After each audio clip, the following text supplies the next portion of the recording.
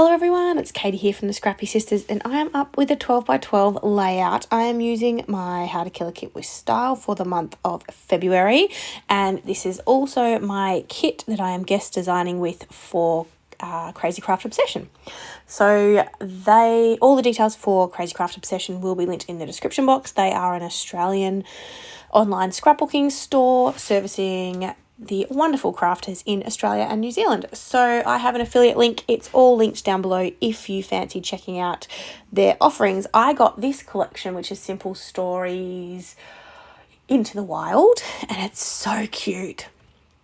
I think this is like layout number 5 or something I've made with the kit. I don't know the orders of that the videos are coming up in, because I haven't scheduled any of them yet, but this is my 5th layout and there's so much stuff still left. So I'm hoping to make quite a few more before the month is up, so we'll see how we go. But I got the chipboard frames in the collection. I love frames, and I'm, happy to say love frames. These Simple Stories frames are quite large. So this time I'm actually using them, I guess, as they were intended, as an actual frame. They fit a 3x4 size photo perfectly, so I am matting my photos on some white scrap paper just so that I could adhere them to the frame, if that makes sense. So you don't see the white border, but I needed that little bit of extra paper so it would adhere to the frame. So I'm doing that, and then once I've stuck that down with some wet glue, I actually am like, oh wait, I have got some Shimmers mixed media products in my kit this month. I should use it on this cardstock. So that's what I'm going to do. You can see that I've kind of got a bit of an idea in my head how I wanted this layout to go. Anyway, I've cut out some paper that I want to use. And then I thought, no, I'm using my Vicky Bouton's foundations paper. Is that what she calls it? Just her white cardstock, which is great for mixed media. And I thought, you know what? I am going to actually do mixed media and give it a whirl. So I pulled out the shimmers that I got in my kit. So they are shimmers in coffee, a shimmers in Rita on the Rocks, a creamies in my clementine, and a creamies in refreshment. I'm only going to use the creamies in my clementine, which is like a peachy colour.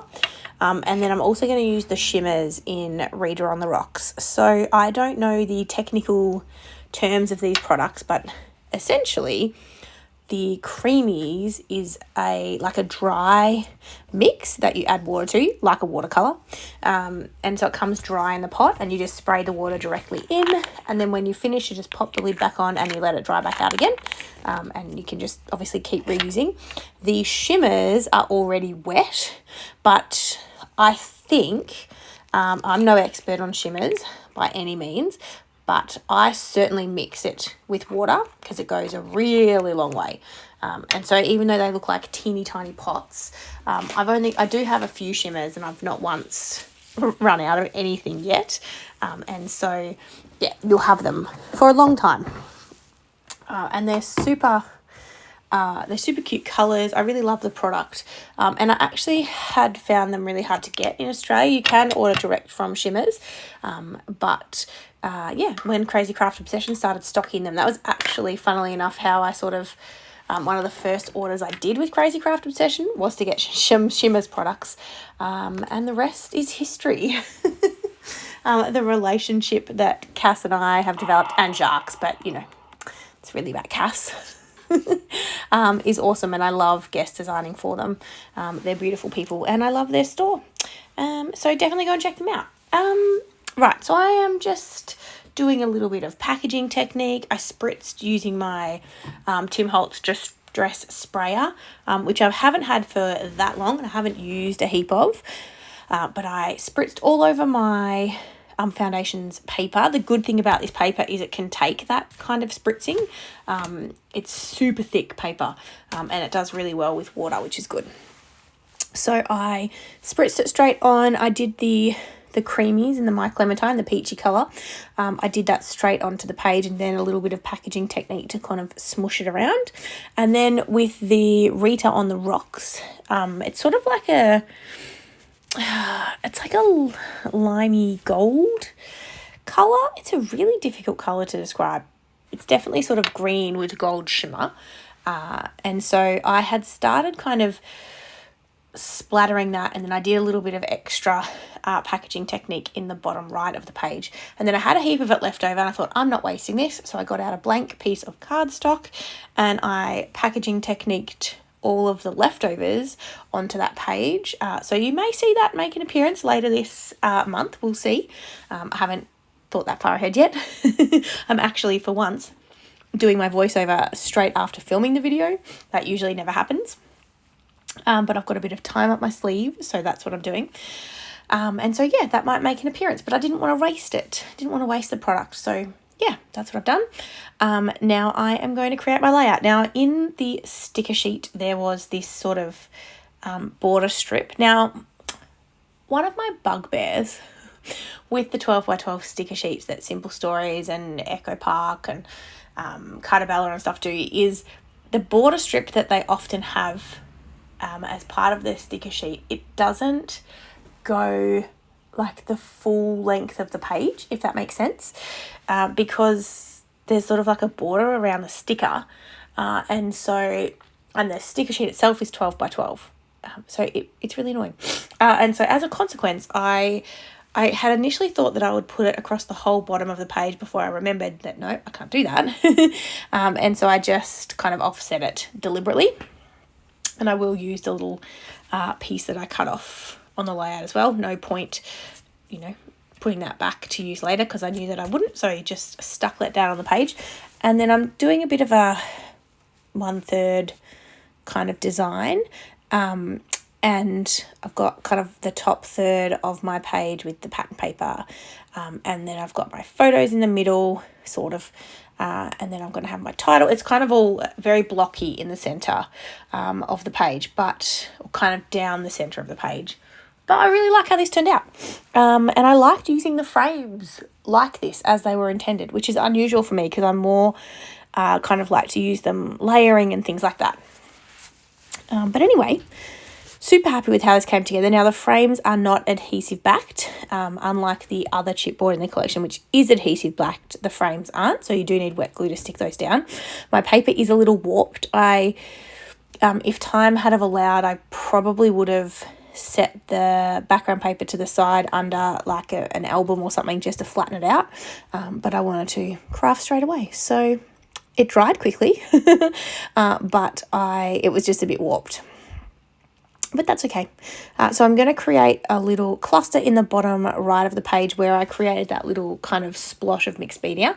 Now, the other thing I will say, I went to all that trouble to put mixed media on my background, and as is always the case, I then cover it. So I definitely do that a lot, most of the time. I guess, often people do when they do mixed media. You often end up covering your background, which is a little annoying. But that's okay. You can definitely see my mixed media in the bottom right of the page, which I'm pleased by, but you miss all of the top part basically. Anyway, it's okay. So I had pulled out some chipboard already that I wanted to use, so all of the kind of tropical florals and like the tropical leaves and things I wanted to use, and I pulled out the title already from the Puffy Thicker set, Wild Heart. It doesn't really make any sense to the photos, but that's okay. It's cute. And then I found a little sticker on the sticker sheet that says "Don't feed the monkeys," which I thought was funny. Both of my kids are sitting in like those little activity gym things. Like Lincoln obviously is way too big, he can easily get in and out, and this was actually the first time that Addison had been in one, and she loved it. And so as a consequence of this, I actually picked up a super cheap $10 secondhand one on Facebook Marketplace and she had a grand old time in it for a few months, and now I've passed it on to a friend for her daughter to be able to do the same. It's the thing about those big baby things is they're not in them for very long, so I didn't want to buy a new one because they're very expensive, but I knew she would like it, and it's so nice to have hands-free time. Any of you who have had children or have a baby now, you will understand, it is nice to have hands-free time. And so I do love those activity centres. And I did have one with Lincoln, but they're just way too big to store. So I'm adding some puffy stickers, and I'm coming back into the sticker sheet to see if there's anything else that I should add. Just coming in and adding a few more florals, and I am going to add some tiny word strips under my title as well, because I thought they'd be cute, keeping with the pink theme of the title. Yeah, I'm really happy with how this layout came together actually. And I'm really impressed with, you can see I've used a fair few stickers from the sticker sheet. I am giving this kit a real red hot crack at killing this month, which I'm excited about. Now, the one thing that I had forgotten to put on this page was the aspect of my kit for how to kill a kit with style that fulfills the vintage prompt, which is my wood veneer. And I totally forgot. It's sitting right in front of me on my desk, and I completely forgot to pull them out.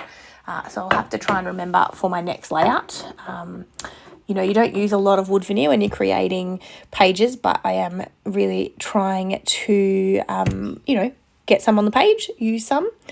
Coming back in with a few more puffy stickers, I realised that cluster sort of on the right-hand side of the photos didn't have any puffies in it, and the others had quite a few. So, yeah, add a little toucan down the bottom, and it's super cute. So here is the close-ups. Don't forget to check my description box for the links to Crazy Craft Obsession, and we will see you in the next one. Thanks, guys. Bye.